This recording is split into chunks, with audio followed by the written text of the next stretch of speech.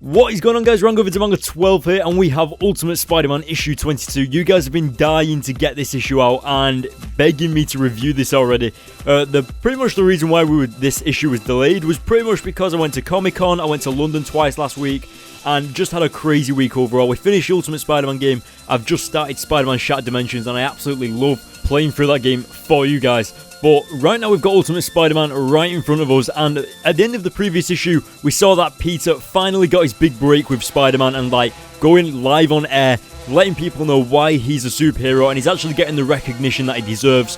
However, this issue actually sees the return of Green Goblin, Norman Osborn, because if you remember, he pretty much disappeared with Harry Osborn, so Harry Osborn is going to come back in this issue, and of course, that means the return of the Green Goblin, Norman Osborn. So without further ado, guys, let's jump into this issue and see what's going on. So the issue begins with a bunch of punks pretty much causing trouble in the street, and they originate on skateboards, rollerblades, and whatever other craziness they can get. And to be honest, I think that's pretty awesome. It reminds me of that guy on a skateboard from the 90s cartoon. Do you remember that black guy that was a skateboard criminal, and then he became like a hoverboard criminal, and then towards the end of the episode he became a good guy?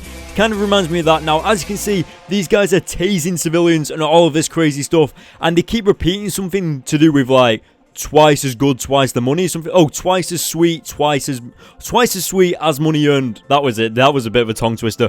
But then they just run into this net of webbing, and that is when they know that it is all over for them. Spider-Man turns up and literally just starts beating the absolute crap out of these guys, showing him up. And I absolutely love this line where Spider-Man says that he got out of the line at Taco Bell for this. I thought that was brilliant. Now, this is what I actually love about the Ultimate Universe, because it kind of breaks the fourth wall, you know, like, it talks about celebrities that are in the real world, it talks about Taco Bell, and, didn't they speak about McDonald's in, like, the second issue as well? So, well, actually, it was, like, the 7th or 8th issue that was, but either way, this is what I just love about it. It kind of gives a nod to real-life events, and I think that's awesome. Now, as you can see, we get this awesome, iconic Ultimate Spider-Man shot right here on screen. If you type in Ultimate Spider-Man in Google, this picture on screen will definitely come up. Now, as you can see, the humour begins to pour through again, with Peter landing on the hot roof of his school, trying to change out of his Spider-Man costume into his school gear, and ending up burning his feet. Now, he runs into class, actually slips up through the door,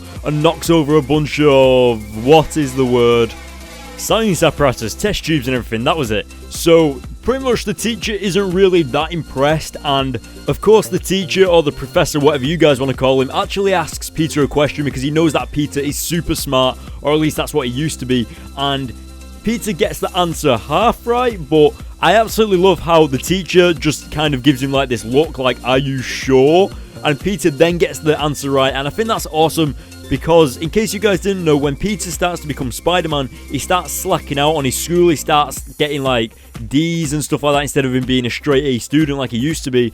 And I think that's just, like, the teachers expect a certain level of intelligence from him, and it really shines through right there on that panel or that page or whatever we just passed.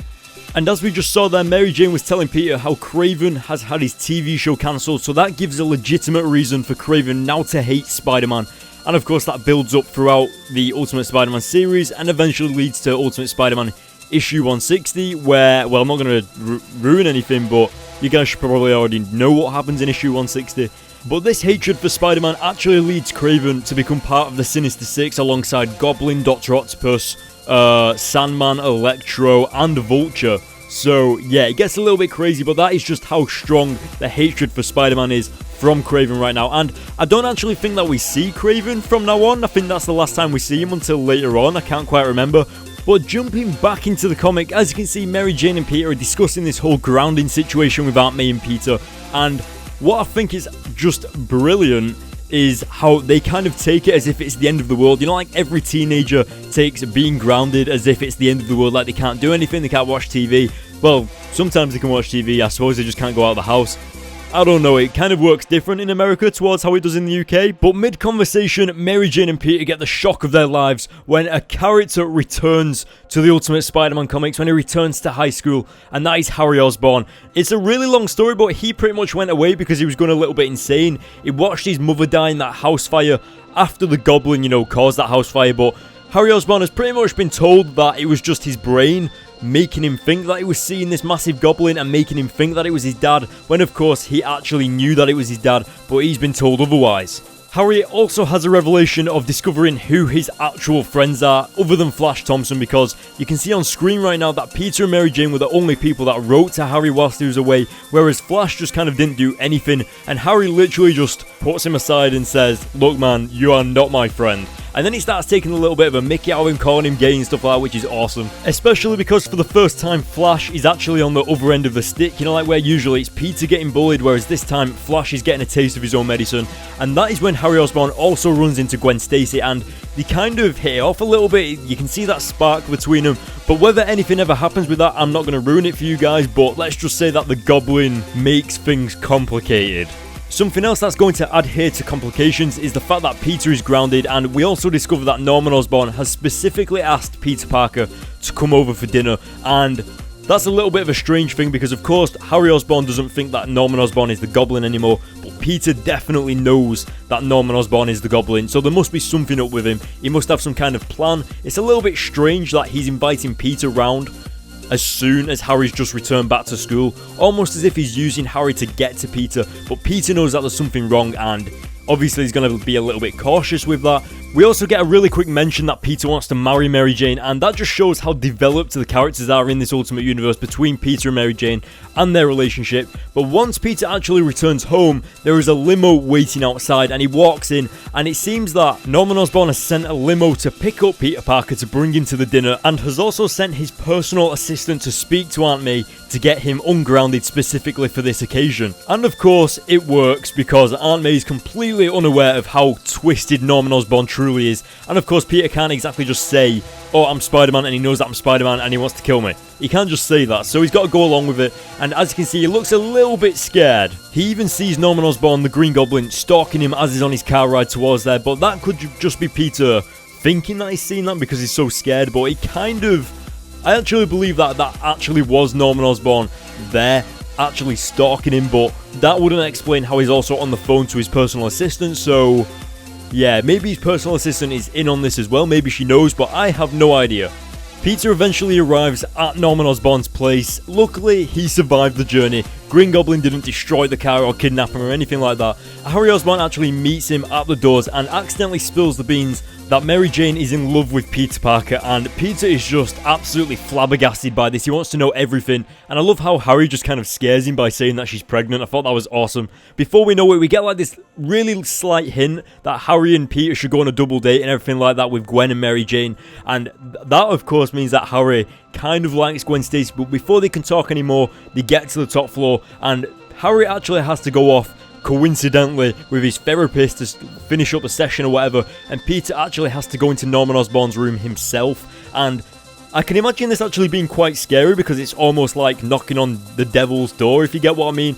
Peter actually has to face this himself, like by himself, so he has to face his fears, get this out of the way and just get this over and done with, and that is exactly what he does. He walks in there, he sees that Spider-Man Dr. Octopus are on TV fighting, and he's actually watching this as an incredibly sinister laugh starts going off behind him, and he turns around to see Norman Osborn coming out of the shadows, and straight away Norman Osborn just gets to the point. He says, "Do I look better than the last time you saw me?" And then he says, "Get this Spider-Man crap out of the way and you're over and done with it." And then he shows the spider biting Peter on a screen and showing that he definitely knows that he's Spider-Man, and he pretty much says, "Peter, I own you, I created you, you know it, I know it, so basically you have to do exactly what I say." And to be honest, in my opinion, that is the craziest thing ever, but that just also shows how psychotic Norman Osborn actually is. And Peter asks, how did he survive whatever happened to him, like the explosion in the Oscorp lab or whatever happened, and that is when Norman Osborn reveals straight up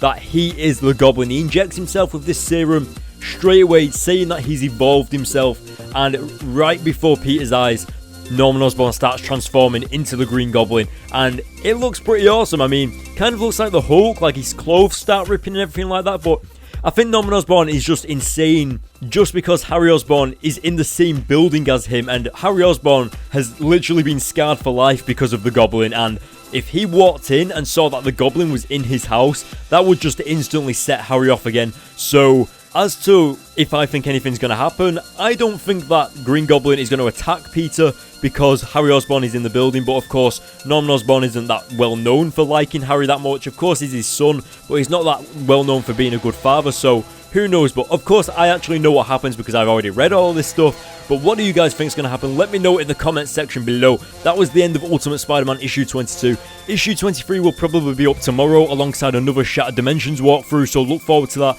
And now to end the video, guys, I'm going to give this issue a 9 out of 10. I thought it was awesome how Norman Osborn actually came back. It would have got like a 10 out of 10, but I think that Harry Osborn is just kind of like a side character in my eyes. I don't really see him as a major character. I don't really like him that much in the Ultimate Universe, just because of how he's perceived, I think. But if it means that bringing him into it brings us to Norman Osborn, then you've got to give it that. So guys, hit the like button on this video, hit the subscribe button, go to the links in the description to follow me on Twitter and Facebook for the latest in comic book news, and of course what's happening with my videos, etc. And of course guys, I will see you all in my next video.